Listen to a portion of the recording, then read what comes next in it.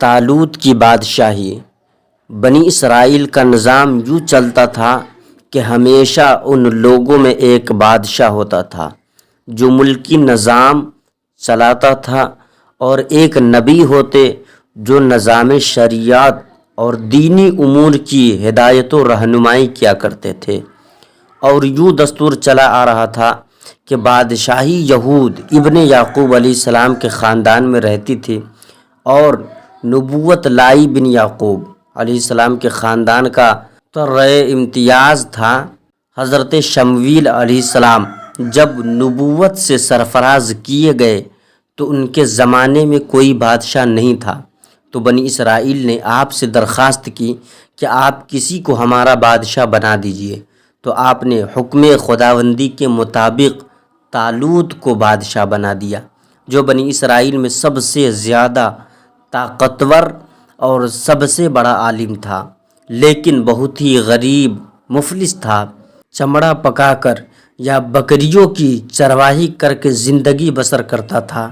اس پر بنی اسرائیل کو اعتراض ہوا کہ طالوت شاہی خاندان سے نہیں ہے، لہٰذا یہ کیوں کر اور کیسے ہمارا بادشاہ ہو سکتا ہے؟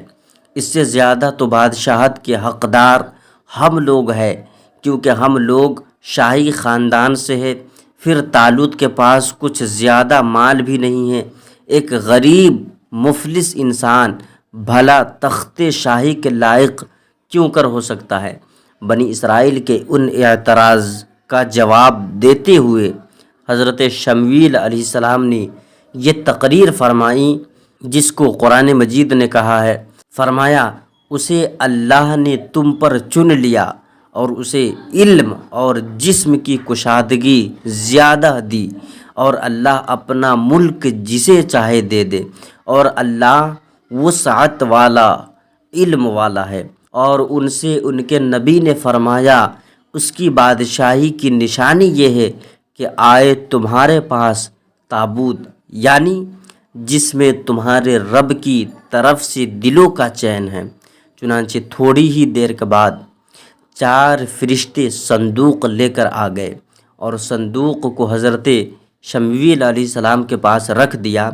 یہ دیکھ کر کہ تمام بنی اسرائیل نے طالوت کی بادشاہی کو تسلیم کر لیا ہے اور آپ نے بادشاہ بن کر نہ صرف انتظام ملکی سنبھالا بلکہ بنی اسرائیل کی فوج بھرتی کر کے قوم عمالقہ کے کفار سے جہاد بھی فرمایا۔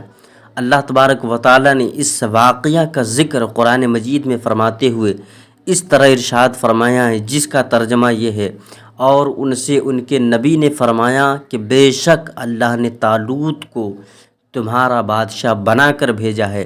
بولے اسے ہم پر بادشاہی کیوں کر ہوگی، اور ہم اس سے زیادہ سلطنت کے مستحق ہیں، اور اسے مال میں بھی وسعت نہیں دی گئی ہے۔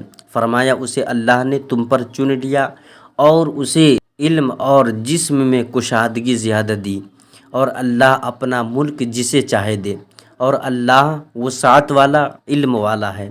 اور ان سے ان کے نبی نے فرمایا کہ اس کی بادشاہی کی نشانی یہ ہے کہ آئے تمہارے پاس تابوت سکینہ جس میں تمہارے رب کی طرف سے دلوں کا چین ہے، اور کچھ بچی ہوئی چیزیں ہیں معزز موسیٰ اور معزز ہارون کے ترکے کی، اٹھاتے لائیں گے اسے فرشتے، بے شک اس میں بڑی نشانی ہے تمہارے لیے اگر ایمان رکھتے ہو۔ درس ہدایت یہ ہے کہ اس واقعہ سے جہاں بہت سے مسائل پر روشنی پڑتی ہے، ایک بہت ہی واضح درس یہ ملتا ہے کہ اللہ رب العزت کے فضل اور اس کی نوازش کی کوئی حد نہیں ہے۔ وہ چاہے تو چھوٹے سے چھوٹے آدمی کو منٹوں بلکہ سیکنڈوں میں بڑے سے بڑا آدمی بنا دے۔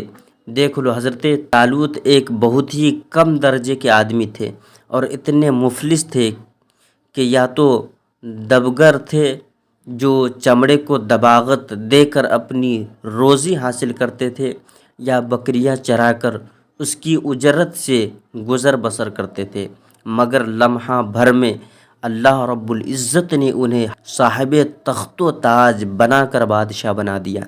اس واقعہ سے اور قرآن مجید کی عبارت سے معلوم ہوا کہ جسمانی توانائی اور علم کی وسعت بادشاہی کے لیے مالداری سے زیادہ ضروری ہے، کیونکہ بغیر جسمانی طاقت اور علم کے نظام ملکی کو چلانا اور سلطنت کا انتظام کرنا تقریباً محال اور ناممکن ہے۔